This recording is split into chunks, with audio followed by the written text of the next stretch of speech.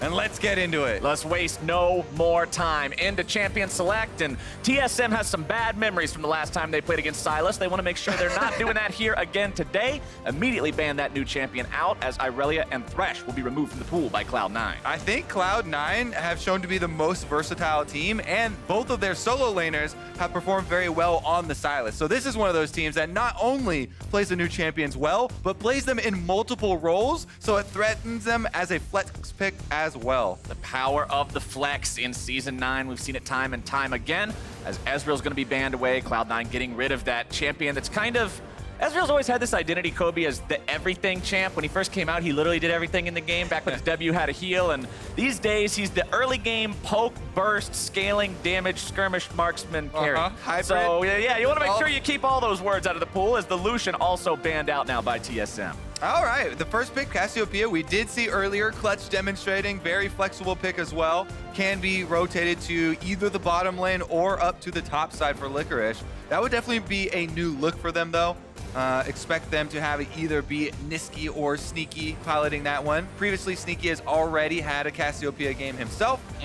That would not be too surprising, but TSM do lock in the Varus and Tahm Kench. We've seen Varus really come back, especially when, you know, the Ezreal and the Lucian are banned. Yeah.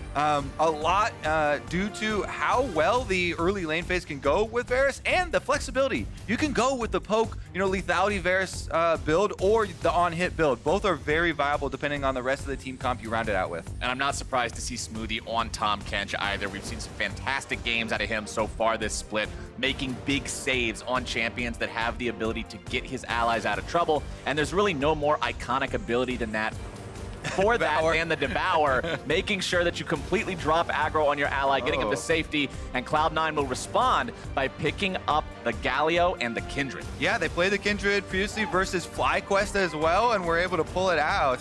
It's definitely very strong for team fighting, for protecting the back line, as is Galio. So Cloud9 already have locked in Cassiopeia, super high scaling DPS backline, and now they've got some protection to go with it. They still need a point man on the front line to really take those hits. But currently, TSM are really threatening the poke combination. We mentioned when Varus was locked in, you can go either build. If you have a Zoe with it, then it does make sense to go the lethality build with the Varus, because your arrows will be very threatening unless they build armor, and then Zoe Paddlestar will be very threatening unless they build magic resistance. And they can't build both because you won't have enough money early. You also can't build as much of either when your jungler is not a tank. Generally, we see junglers be part of that front line for a team if they are going to build up a big wall of bodies to protect the carries. But when your jungler is a carry itself, like the Kindred, it means less stacking of those resistances and more effect for the lethality. Plus, one thing to look out for when you're building a poke composition, like it seems TSM are doing right now, is you want to watch out for the hard engage. And Kindred is not a hard engage jungler either. It's much more a backline jungler, much more defensive jungler, more like counter engage. And the Zoe and Varus won't be as worried about that. They want to siege up, just throw out their long-range skill shot damage, land them ahead of time, then go for the kills. Really like the first ban coming out in the second part of the ban phase here for TSM. They're getting rid of the Zillion. They know that Cloud9 last year played this obnoxious composition with Zillion and Kindred where you just can't kill anyone. They see the first half of that. They remove the second half, also taking the Ornn out of the picture as Cloud9 decides to remove that Riven, which years in the past, Riven was always seen as a solo queue champion. Oh, it'll never make it in professional play. That's just for montages. Put some wub behind it and kill some noobs. But these days, you're seeing a lot of Riven played in the LCS. We're not going to see that here, nor the Jax. Yeah, all around the world, Riven has made her breakthrough into the competitive scene. Her solo queue win rate has also spiked. So in general, Spirit Trojan. Super strong champion, especially with the Conqueror. But now we're going to get down to the counter to Kindred. Gragas has always been one of the ones that has options, right? If you do get behind early, it can be super annoying to be versus a Kindred, but the displacement on your ultimate, it can be used very effectively if your timing is good and if your coordination with your team is good. You can basically wipe the Kindred ultimate of the enemy players as they're about to die, as the heal comes in, try and kill them, knock them off of it.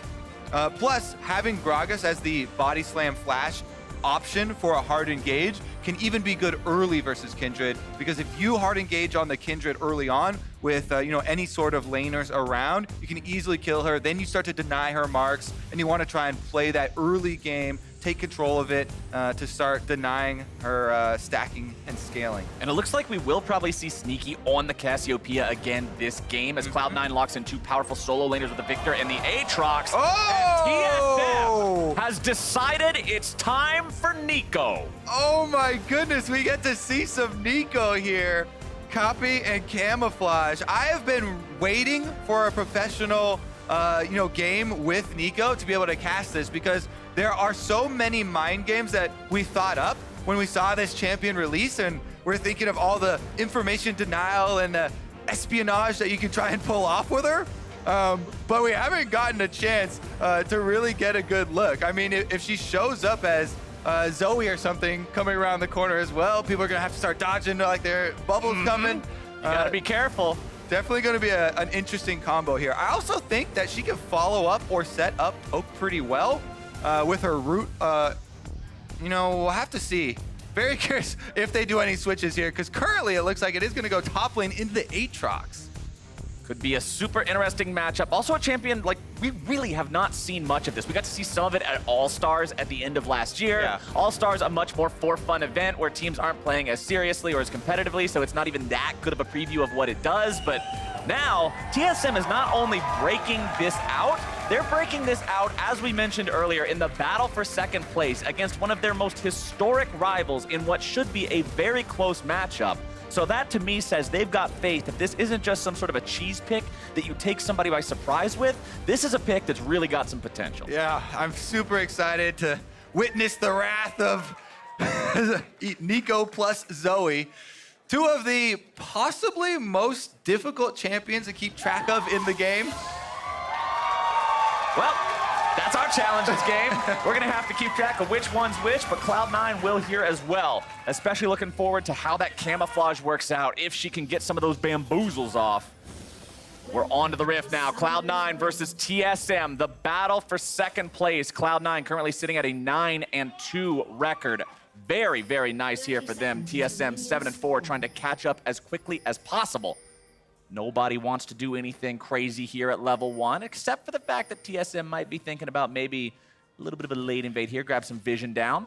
Smoothie walks up, but Zazel's just hitting him with a couple of emotes, waiting for him to step forward, but not much. All right, so we've been reeling from the last pick, Nico here coming in from TSM, but it actually does quite a few things to the composition.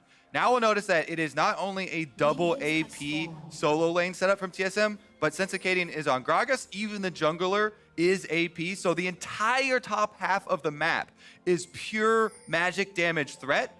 We would definitely recommend for Licorice, Niski, and even Sven Skaren getting early magic mantle exactly into magic resistance, because they're going to get so much value out of any sort of fight early on with that type of resistance. It's only later when what I assume has to be a lethality Varus build here, coming from Sven, comes in later, and that will open up the extra damage side. And talking about stacking the magic resistance, going back to what you said earlier, you got to build one or the other, and if you're so heavily incentivized to stack MR, Sven's job just becomes that much more desirable if he's going for the lethality, because you know the armor will not be there. It also makes lane assignments in the mid game very interesting, because if TSM switch up lanes as Niski gets attacked. Oh, here comes your flash gank. Level 2 from Acadian. He gets the flash out of Niski and sets himself up to come back in the next 5 minutes. And the mark for Kindred actually spawned on the top side, so Acadian walking bottom there. Oh, they see the Kindred on the ward as well.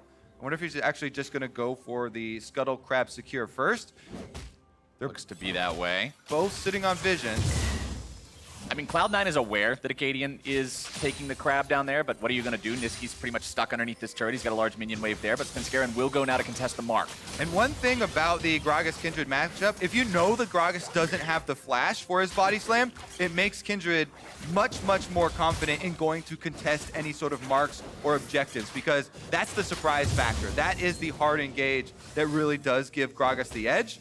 The other thing, of course, is mid lane priority, or any solo lane for that matter. This is one thing that TSM as a team have done very well in 2019, is push up heavily with their solo laners to try and get aggressive positioning to help out Acadian as the jungle, and has really changed the face of what this team looks like and what they're known for. And because Cloud9 recognizes the fact that TSM has that mid lane priority, they have the priority top side there as well, and Acadian's off to a good enough start for himself. Svenskeren, although he pathed towards that top side, opted away from the mark, doesn't want anything to do with that, doesn't want to put his solo laners in a position where they have to come try to help with that fight that they can't even guarantee will go their way. Instead, just opts to clear through the jungle, get himself off to a decent clear, and make it so that his solo lanes can farm up and be effective as they scale through the laning phase. Acadian, once again, going to be looking for the mid lane here. Bjergsen in the free redemption, firing out the Sleepy Trouble bubble. Both junglers hanging around. Niski nearly out of mana, so I don't think Sven wants to force anything too crazy right here. Base checking that Gragas. Acadian gets a little bit of damage down, but now Svenskeren will return the favor. Not quite getting the third auto attack, so trade goes in favor of the Gragas. Yeah, both these teams are falling in line with our theme of mid-lane Monday on Sunday that we've decided for this weekend, with both junglers constantly hovering around this mid lane to make sure that their mid laner is the one that is going to be able to affect the rest of the map. Our stats team was doing some digging coming into the weekend as well, and it was super interesting to hear that Niski and Bjergsen were the ones with the highest kills plus assists at 15 minutes for any mid laners in the entire league. And for both of those guys, the majority of their kills did not come in the mid lane. The majority of their kills came from roaming around and helping out the rest of the team. Well, if somebody's going to need help, it looks like Licorice is not having a super fun time in the top side right now. That ranged top laner, often very difficult to deal with for a traditional melee option, and Broken Blade is making Licorice's life a hell underneath this turret, constantly hitting him with the harass from the auto attacks. Remember, for those of you who aren't super familiar with how Neeko works, because honestly we haven't seen much of her, this is her first time being played in the LCS, every third auto attack does have that enchant on it that does extra damage and makes it very easy to harass your opponent along with the power of the spells.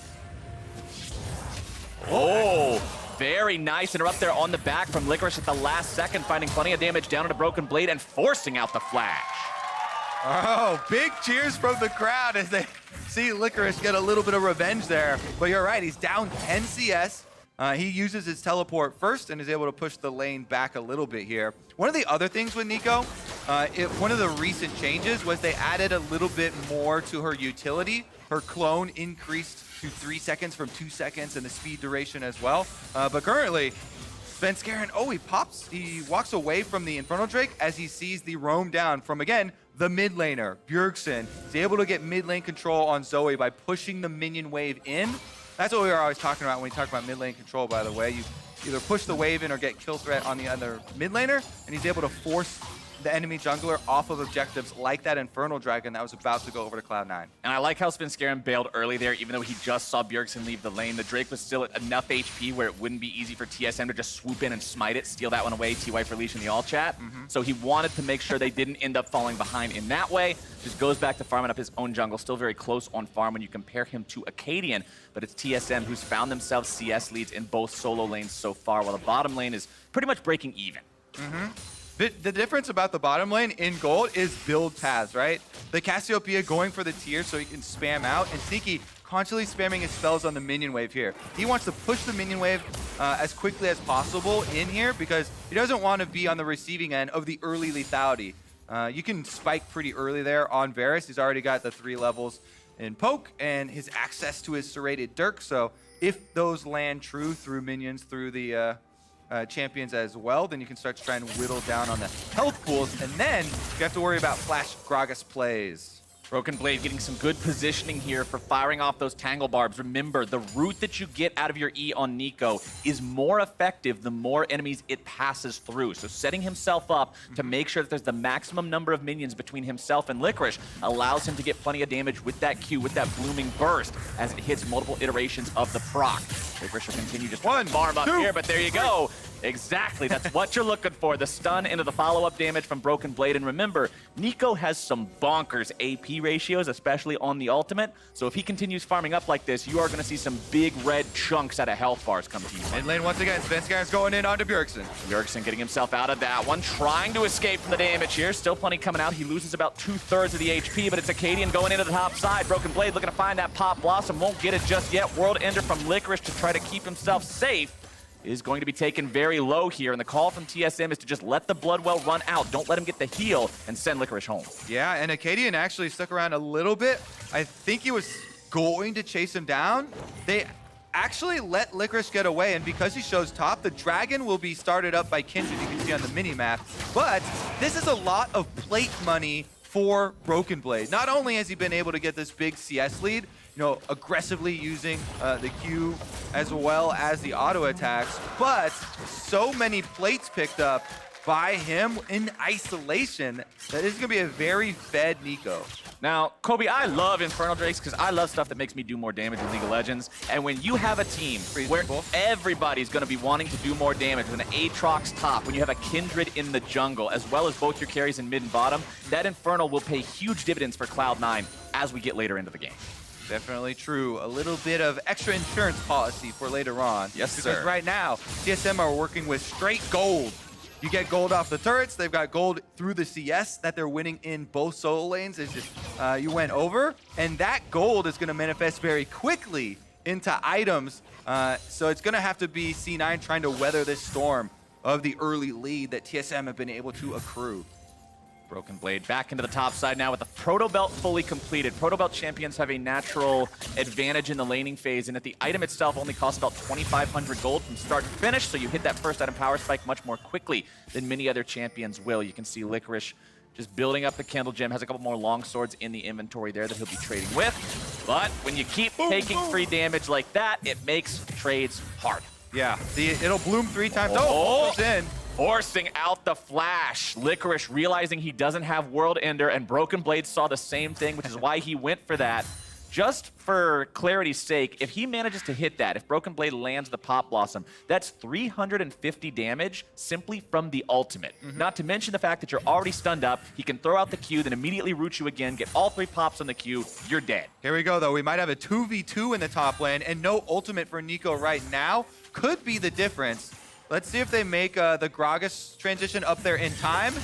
Here comes the damage going out onto Broken Blade, who's trying to get himself away from the chains, has to try and flash it out, is going to survive the burn for now, and ever so barely.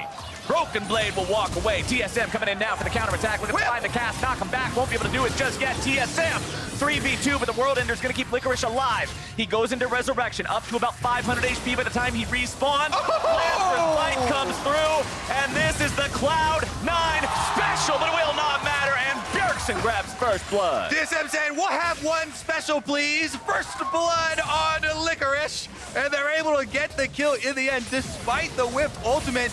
On the bottom side, though, that is the sound of plates cracking, Captain Flowers. Oh, Sneaky and Zazel are able to cash in. Whoa, big damage, though.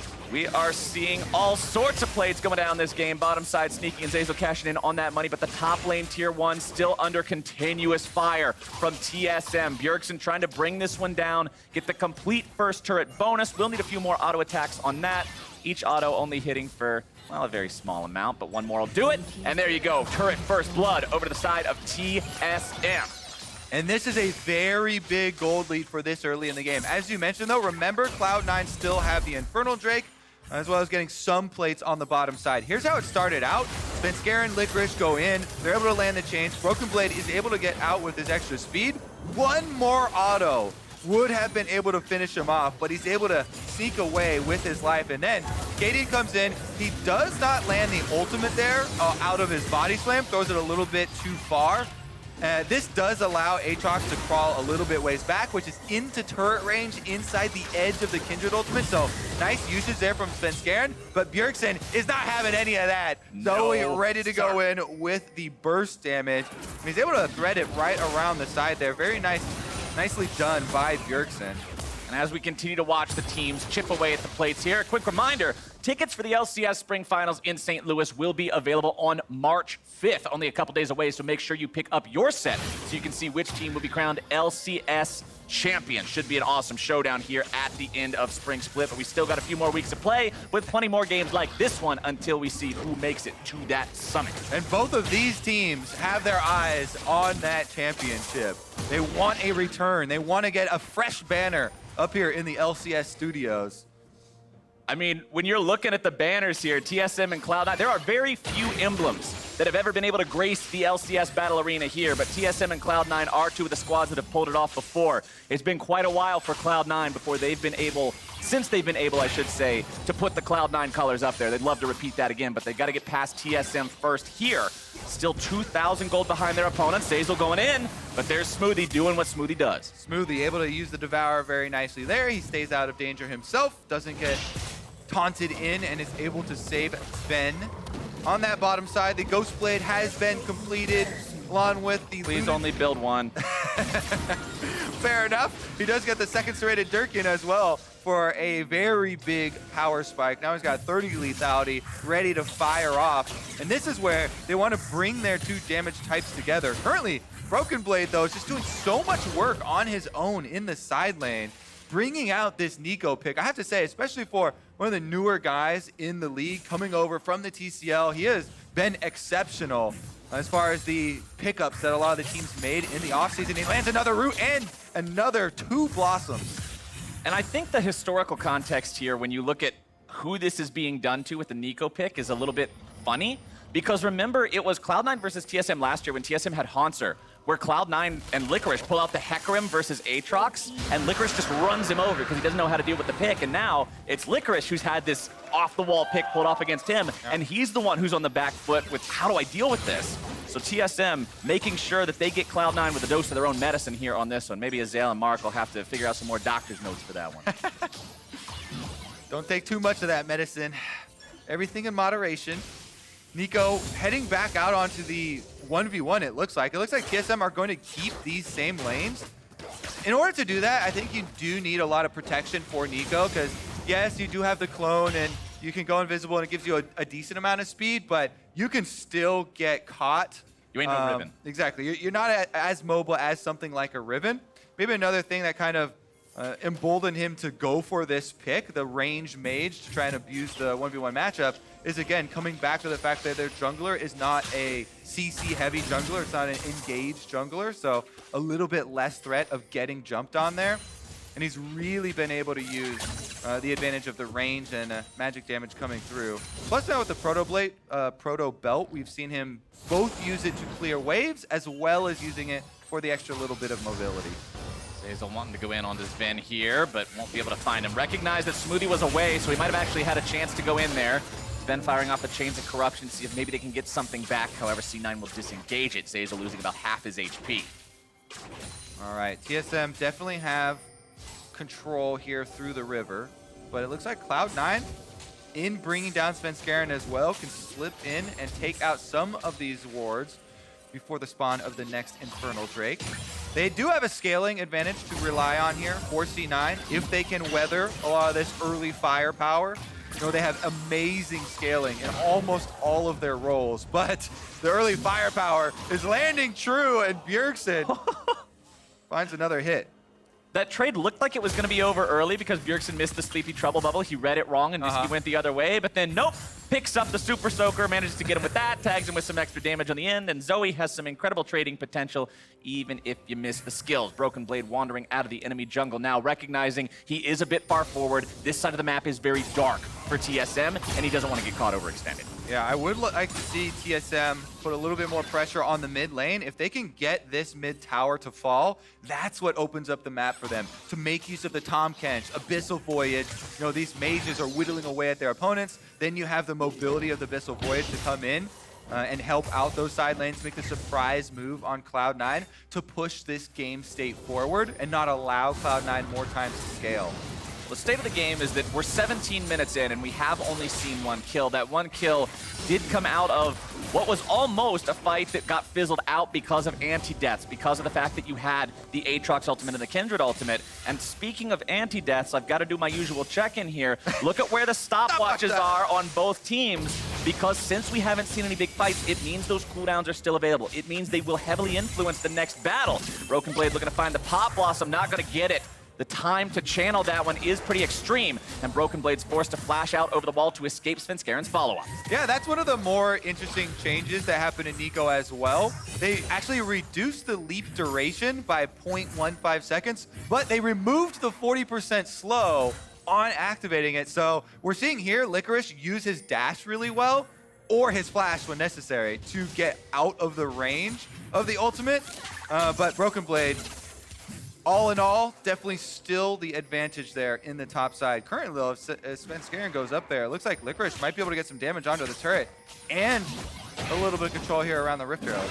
Now, something we haven't talked really much about this game aside from the very start is the Kindred stacks. Remember, the goal for Kindred is you really want to hit 4 as quickly as possible so you get the extra range. You're more viable in the team fights. Svenskeren currently stuck at 1 as the fight breaks out. Acadian goes into the stasis. Bjergsen looking to find some follow-up. Acadian gets himself out and into the safety of Tom Kench's belly. Smoothie does it again, and TSM get Acadian out alive. That was like a slip and slide. He was able to body slam over to the Tom Kench tongue and ride that one out. Safety, no such luck for Sneaky. Nice pair of snakeskin boots you got there, Bjergsen. That is number 2 going over to TSM's mid laner. Both teams had already used their defensive cooldowns. Svenskeren used the Kindred ultimate on himself when he got slept with the Zoe bubble. Didn't want to get bursted down. Tom Kench had used the Devour already. So in the mid lane, the Cassiopeia was vulnerable, and Sneaky gets caught unawares. He does have flash up right now, and Sven just lands the ultimate on there. They trade ultimates. Instead of flashing it, Sneaky opted to go for the 1v1.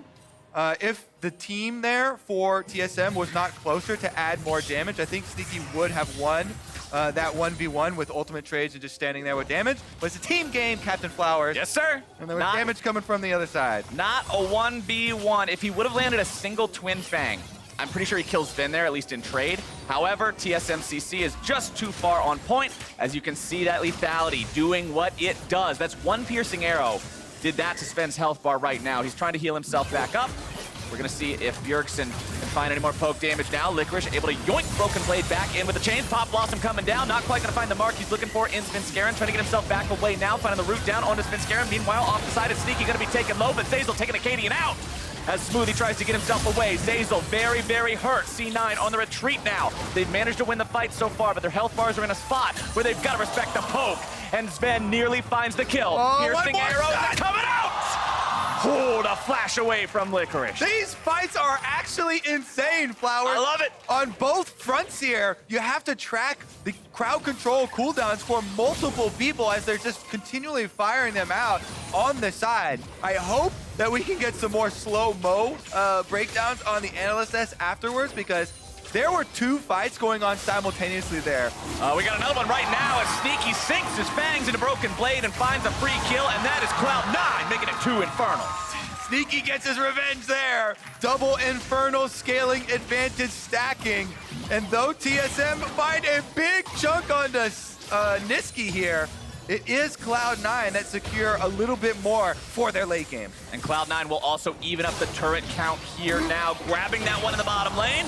Niski barely getting himself away, but you can't say the same thing for Zeyzal. The noble sacrifice. Support falls for his carry. And that's TSM picking up turret number 2, kill number 3, and applying the pressure onto the T2. You know, Flowers, we were talking about doing a Team Comp 101 on poke compositions earlier this week. I think we may have found our perfect example. Is this a good candidate, Professor Kobe? Let's take a look here, because this is the team fight we were talking about, where on the top side, the Zoe and the Nico both throwing out their skill shots with CC, but on the bottom side, you see Acadian running for his life from Sneaky and Zeyzal, trying to chase him up through the rest of the fight. Then Sneaky gets engaged upon by Acadian, but Acadian has no teammates left around because they were occupied up on the top half of the screen there, trying to fend for themselves. He ends up going down first, and then the poke all starts to come through. Sneaky comes back, revenge of the snake. He's able to land the miasma there to slow him down as well, and finds the kill onto Broken Blade, claiming that Nico life. Nico currently having the Proto Belt that we mentioned earlier, along with 2 sources of spell penetration in the Sork's Shoes and the Oblivion Orb. So plenty of damage coming out from her, but is pretty squishy if she gets caught out. Sleepy Trouble Bubble into the Tri-Brush, not going to find anybody. Zeyzal throwing down a control ward there, doesn't want to step into the barrel. TSM still have themselves about that 2,000 gold lead we talked about earlier, but Cloud9 have done a good job staunching that bleeding, preventing anything from happening to snowball the game further in the favor of TSM. And when you look at the itemization, we talked about how you wanted to see MR on the top side of the map from Cloud9. You got Mercury Treads on all 3, as well as the early Hex Drinker 2 coming in for Svenskeren, who's starting off the dive now onto the TSM players here on the top side. Acadian looking to get himself away, will do it so far. Ooh, Smoothie with the gobble up right in time before the second part of the laser hits. Yeah, good defensive there, ult there from Acadian to ensure that he survives. They buy time for Broken Blade on the bottom side to take that turret, but Cloud9 should still be able to get the turret on top side. So in the end, it will be a 1-for-1 in turret trades, and it's just a few minions that will get pushed in on mid and bottom secondary. TSM currently commanding the lead in turrets still, 3-2. Broken Blade wants to make it a 4-2, but Licorice should be here in time. He just got to that turret, and it's almost dead. Sven coming in now. He does a lot of damage as Sven makes his way into the fight. Now Pop Blossom coming down, the stun goes through, and Licorice barely walking himself away from this one. Whew. Definitely got to be on your toes for this game because the damage comes out quick. And that turret almost went down as well. This Nico, with all the AP, you know, mages really do provide additional threat for split pushing, because you clear the wave so quickly with your spell, but then your auto attacks actually do so much damage as well to the turret itself now. And also, I talked about this a little bit earlier in Champion Select when we first saw the Kindred, and I was like, oh yeah, you don't have a front line so far because your jungler is this carry. Well, when Aatrox is also your top laner, that's a fighter. I mean, this guy's not going to be stacking a bunch of tank items. Nobody at any point on Cloud9 is going to start having a Warmogs and shrugging off poke. This Zoe and this Varus are going to be scary till one Nexus explodes. The only tanky champions in this game are the ones that are standing on Kindred Ultimate. Yep, that's pretty much it. Because they won't be able to get executed, or the ones with stopwatch, I guess. Meanwhile, we're checking really back in. Tanky. You can't even get hit. What kind of a tank can't get hit? An invisible tank? Meanwhile, we're checking in our mid lane here with our beautiful stats pop up. Thank you very much. Niski and Bjergsen going head-to-head so far. Right now, the Crab goes down, but both of these teams trying so heavily to control a little bit of vision around this objective because of the importance of all these long-range skill sets that are coming out. You know, this poke composition, when one of the Sleepy Trouble Bubble or the Root lands, somebody has to run for their lives. And Broken Blade will run away after taking the tier 2 in the bottom side. Not really anything else to push onto down there, but when the game is as close as it is, man, anything can tip the scales heavily to one side or the other if you can get a big prize after a pick. Cloud9 especially having to respect that going up against the Zoe and the Varus, the power of the poke if you walk in blind to this fog of war. Yeah, I'm definitely looking at TSM to be the ones to create the play as well. The Varus as well as the Gragas have very quick follow-up if either of those skill shots we talked about from the mages does land. Plus, we've even seen them start the fights out themselves. So we'll see if this dragon is going to be the spark, because guess what? It's Infernal Drake number 3. Oh, baby. If you're TSM, you really, really want to get this one. The difference between a 3-0 or a 1-2 on Infernal Drake's spread is rather large, and TSM makes sure that they don't let things get out of control. It's a really good point, because the first Drake of each type is worth more than the consecutive one. So TSM getting that single Infernal Drake goes a long way, you know, towards amping up all the damage behind these poke abilities. Everybody's building pure damage on the team, except for Tom Kench. So both teams is just pure damage.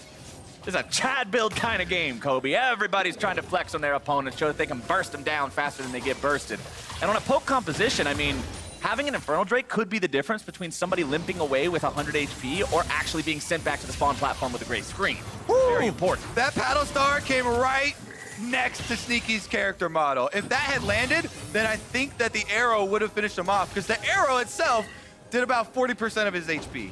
Yeah, that's one where your life flashes before your eyes a little bit. Sneaky really having to be respectful as a champion who has no way to dash out of any sort of this poke. Positioning is going to be paramount as we proceed further into the mid-game towards the late game in these large team fights. And that's why in Champion Select, when we started to see this poke composition come together, we highlighted the biggest thing that you need against those types of compositions is quick engage. You need hard initiation to get to them before they can soften you up with these low cooldown, long-range abilities they get to throw out here. Which is honestly what Cloud9 don't have. I mean, you have great counter-engage with the Kindred ultimate, with the Cassiopeia ultimate, with the Galio ultimate, with Victor's Gravity Well, but none of these are things where I can run at you and say, hey, we're fighting now. And that's the reason the ball is in TSM's court right now. Let's see what they do with it. Bjergsen currently with Zen actually clearing minions in the mid lane. Usually they don't want to double up there. Ghostblade active, he's going for it. Ghostblade popped, looking at least for a little bit of damage. Nice shot, Sven Scarin. Oh, you're gonna be limping after that one, buddy. Yep, is able to pop the Hex Drinker cooldown as well, so he won't have that one for the next Paddlin. TSM's just continuing to maintain control over mid right now. They know they've got 4 turrets down. They've taken out everything in the outer ring. Pushing into enemy territory is a little bit scary without setting down proper vision, but most of the vision wars right now are still being placed around that Baron pit. That's the most important thing on the map. And with Sneaky put to sleep, it could be very dangerous here for Cloud9. Acadian gives him a drink and sends him on his way. And TSM's got a big old pick already. Piercing arrow flies out. Zeyzal barely hobbles away. And that's got to be the Baron call for TSM. Yeah, that's what they're looking for, Flowers. One of those abilities to land, and the poke goes off. Now, Baron is started off. They can't really take it very well, but teleports can't be canceled. And remember, that means you're going to be drowsy as soon as you show up. Licorice tries to buy some time. Instead, he just gets resurrected immediately. Acadian going to be taken down to half. More damage flying out. Here comes a pop! Shut down over the Broken Blade as TSM will absolutely eviscerate Cloud9. Zeyzal tries to walk away, but I don't think he's going to be walking much further. The root comes out, the arrow goes flying, and Cloud9 has lost 3. TSM goes right back to Baron. What a clean flank from Broken Blade showing up here on the Nico to trap Cloud9 in. The redemption is going to allow TSM to finish up this Baron. Niski now is the only one that can say anything about it. Oh, point blank Drowsy going to be cleansed away. Chaos Storm coming in, looking to find some damage onto TSM here in the pit. Acadian doing a good job keeping cool, keeping that secured as Bjergsen goes on a rampage against Niski, and TSM get out clean. Oh my goodness. TSM get the Baron, no one dies, and they get the exit kill onto Niski after this one. The game just exploded. So right now, you cannot cancel teleports anymore, as everyone well knows. So Licorice knows that he's going to be in an instant 1v4 once he comes in. His ultimate is popped. Then Broken Blade slips right in with the Nico. He's able to get the Kindred ultimate out, gets the snare onto both of them, and it just makes TSM look so incredibly clean here in this game. Remember what I said 2 or 3 minutes ago about how when the game's on a razor's edge, the smallest thing is going to tip it potentially incredibly to one side? TSM have found that push for themselves. They've now found themselves so firmly in the driver's seat, and Cloud9 will have to play defensively. 5,000 gold down now after that series of plays. TSM from 2018 to 2019, completely night and day. They were constantly getting criticized for being slow and inactive and not making proactive plays, but this season, they are really taking this one into their own hands. They're playing super offensively oriented laners with strong lanes pretty much across the board to allow Acadian to play aggressively in the jungle, looking for invades early on. And now they're actually able to snowball, and they've stopped making those mistakes that lost them a lot of the early leads. Svenskeren just lost 80% of his health. Remember, the Drowsy wasn't on him. Have a nice day. Here's your root, here's your damage. There goes Sneaky. TSM finds another one for free, as Broken Blade will continue to be that split push threat. Licorice pops out his wings. He's ready to go here. Broken Blade getting himself away off to the side. And Svenskeren immediately has to drop the Lamb's Respite because he knows Pop Blossom will one-shot him. They do manage to take down Broken Blade, but at the cost of losing the bottom lane inhibitor turret and inhibitor. Nexus turret's now under pressure as Cloud9 has to get their members back into the base to defend. TSM continues the 4-man assault. It's still going to be a 4v4 even after C9 retreats because of the fact that Sneaky's still dead for another 10 seconds. Yep, inhibitor is down, so objective completed. Looks like right now the only thing C9 can get back is a mark. Svenskeren moving into the jungle there. That will be his 4th mark, so it is a decently big mark. He just got off of the Raptor pit, but Bjergsen's looking for marks on champions right now. He's taking a peek over the Raptor pit himself for a sleepy trouble bubble. 4 marks at 32 minutes is not where you want to be aiming as the Kindred player, but it's what he's been reduced to this game. And look at the build right now from Sven. It's the 3 fully completed lethality items with the bonus serrated Dirk that he's just going to sit on now for a long time until he can complete a full final item, because that extra lethality will still add on. There's a reason these piercing arrows are hitting people for over half their health bar. Exactly, and at this stage, when you're facing a composition like this, you start to feel helpless when you don't have those snap initiations. Who's going to go in to get a point for Galio to ult on top of.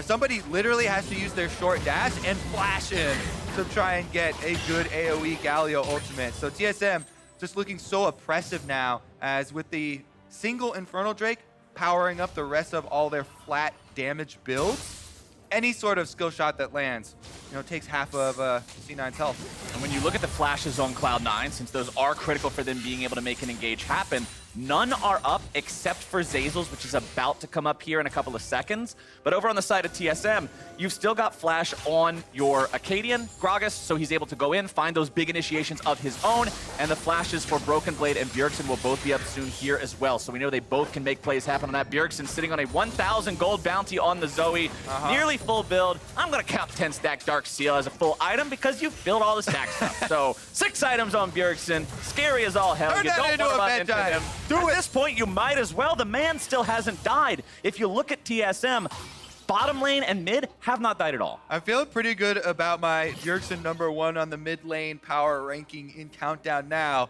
as the Zoe Yeah, big brain, look at you. has been a very big influence. Let's see if they can finish it out though, because that is going to always be the critical eye. Do they make a mistake? Are they, going to delay this game? Do they throw something back? 1,000 gold bounty, while it is this kind of badge of, hey, look, I'm crushing this game. If you give it over to Cloud9, remember they still have 2 Infernal Drakes. They still have a bunch of champions that can scale well if you let the game drag on. If you let it go another 15 minutes, they start to fill up more items. Then they can really dish out the DPS as well. And TSM don't have, a lot of anything actually that can soak any of that damage. Licorice is split pushing in the bottom side right now. You can see Svenskeren hanging out in the bottom side of the TSM jungle between these lanes. Broken Blade is hanging out mid as TSM will put 4 members in the top side, pushing down the tier 2. Baron going to be spawning here in about 30 seconds. TSM control this part of the map. They know they can then immediately rotate back towards Baron, get the vision control around the pit. They've already got it in the northern part of the Cloud9 jungle. Broken Blade will sit bottom, make sure that he stops Licorice from taking anything in terms of turrets. Both top laners will have TP to join in the Baron fight. All right, with everybody having so much damage, the 2 most important things to have are vision control, range, and speed. That was 3 things. You said 2. Well, the 2 most important things are the 2 first ones that I said. Well, then the why did you second name the third one? Honorable mention? That's the less important one. Okay. All right, sure. The 3 most important. All right, let's go. Let it go. Letting it go. All right back into the game. TSM still has priority over the Baron area. Cloud9 trying to collapse in the mid lane here onto Sven, who gets himself away, popping the Ghost Blade just to make sure. He's got Acadian and Smoothie nearby too, so no real danger here of actually getting bursted down. Acadian pops the smite to make sure he steals away the big chicken, but that means Cloud9 are now the ones with priority over the pit. Quick edit. We can add one more. Priority over the pit. Okay. That sounds like a Why good not? one. Currently, though, C9 trying to push out the minion waves, because each minion wave you push out buys you 30 seconds here to look for the wards throughout this jungle. They are able to actually route Bjergsen around too. And that comes back to, Predator's actually popped. RTSM looking for it. Bjergsen's so far away, I don't think it would be advisable. Yeah, it doesn't feel But they're far out. Super smart to me to go in without Bjergsen there. Now, when you don't have that big AP carry Here now. but he's made his way into the fight now. Nearly kills Svenskeren, and Sven makes sure of it. No time for Lamb's respite. The piercing arrow finds him in the heart. You can dodge a wrench, you can dodge a ball, but not an arrow from Sven. Takes down his namesake there. Svenskeren didn't want to have to use the Kindred ultimate, but if you get hit by 2 skill shots, you're dead. It's over. Like, you have to. It feels terrible, don't get me wrong, but at that point in time, it's that or die, and he chose die. Broken Blade now coming around from the side here, seeing if maybe there's a flank to be found. Sleepy Trouble bubble over the wall, not quite going to hit anyone just yet, but Zeyzal still eats quite a lot from the Paddle Star. TSM say, hey, your jungler's dead, your support's almost dead, Baron's alive. I wonder what we should do, Kobe. Well, they definitely should set up at the objective, fire off skill shots at anyone who approaches, otherwise, just finish it. Currently, Elder Dragon is a response for Cloud9, but since they had 2 members dead, also they don't have the damage from Kindred, it doesn't seem feasible to rush it. Well, they are heading towards it now. You can see Sneaky throwing some poison down into the pit. Gonna It try. looks like that's the call from Cloud9. They're going for the Elder Drake here now. TSM marching themselves over, 5 men strong, Baron buff ready to go. Bjergsen looking for the Sleepy Trouble Bubble, finds it now down onto Zeyzal. TP also going to be coming in here from Broken Blade. Cloud9 are simply not fast enough to take this down before TSM makes their way in. Chains of Corruption finding their way onto no one into the back line. It's Zeyzal keeping himself away. Sneaky still looking to supply the DPS. And Arcadian, the man's abandoned. He stole it away. As now we'll see where the fight goes. Svenskeren grabs the kill down onto him in retaliation. Bjergsen trying to get himself away, but there's the big bounty cash-in for Nisqy. C9 lose the dragon, but they get the kills. 2 members of TSM down now after stealing that Drake, and that buys Cloud9 some time. Huge paycheck for Nisqy getting that kill onto Bjergsen. Let's take another look here. All right, so C9, they make the call to rush this dragon down, and look at the health. Acadian's here. It's a pure smite fight. He goes in with the burst damage. He gets stunned up. He still gets off the smite there with only a few health left. Broken Blade then pops over the dragon pit. Svenskeren's going to use the Kindred ultimate to ensure that he survives, but on the top side, Licorice and Nisqy. The AoE combo from those two are able to pick up 2 kills for themselves and delay this Baron push, delay the Elder Dragon buff, and buy themselves a little bit of time for the inhibitor to respawn and a little bit of reset. TSM's Baron power play actually looks really bad because they gave up a 1,000 gold bounty immediately after grabbing the Baron, so it's down to plus 450. They would like to change that. They still have about 90 seconds to do so, but the only thing left to push Kobe is what's in the base. And what's really big, Cloud9 didn't use flashes to make those plays happen. They used the Elder Dragon, the objective, to draw TSM in, forcing the poke composition to run at them. Then, for the next fight, C9 are going to have all these flash advantages. You see there's none, Bjergsen or Broken Blade or Acadian or Smoothie here. So they're all vulnerable targets. No pierce. I was half expecting a piercing arrow to come out there and chunk Svenskeren for about 75%, but it did not happen. You definitely have that feeling if you're in the game as well. You start to get hit by these skill shots, and you're just paranoid. Every time you walk into the jungle, you're close to some fire. Wait, where is it? Where is it? Paddle Star, TSM pushing down the bottom side, though. They know that this inhibitor is already exposed. They can force a fight in open ground with no extra objective to help Cloud9 defend. That's the name of the game here. The Miasma thrown down will buy them a couple of extra seconds. Bjergsen needs a little bit of damage as he jumps forward. Sven does a good job there, landing the piercing arrow to pop the Banshee's Veil of Nisqy, but Nisqy is starting to sting. These death rays have plenty of punch themselves. You can see Sven losing about 40% of his HP there. Svenskeren going in onto Bjergsen here in the mid lane, who wants to get himself away, but that could be a big kill. Svenskeren instead going to be taken down by Broken Blade. Licorice will slam Bjergsen into the ground in retaliation. Pop Blossom comes down. Licorice goes into the stasis. Broken Blade falls. Cloud9, is this your counterattack? Sven will go down. Shut down, put it over to Nisqy, and that is 4-4-1. No flashes for TSM, and Cloud9 find their revenge. They've got an open pathway down mid. Acadian, the last man standing to try to stop this. It seemed so heavily in favor of TSM, but after they lose a couple of members at the Elder Drake fight, Cloud9 build their momentum, and now that momentum is barreling down the mid lane. There is still 30 seconds on TSM respawn timers. Cloud9 may be looking to even end it here. C9, double Infernal Drakes, 41 minutes into the game, are on fire, looking for the Nexus turrets after this inhibitor. You're going to have 10 seconds on Bjergsen. Can he come back up in time to save the day? Acadian has to make some sort of a last-ditch effort to defend. Cloud9 coming back. They're swinging at the Nexus turret. They've already brought them both down. Acadian's in the ground. It's a comeback story. And Cloud9 take the win.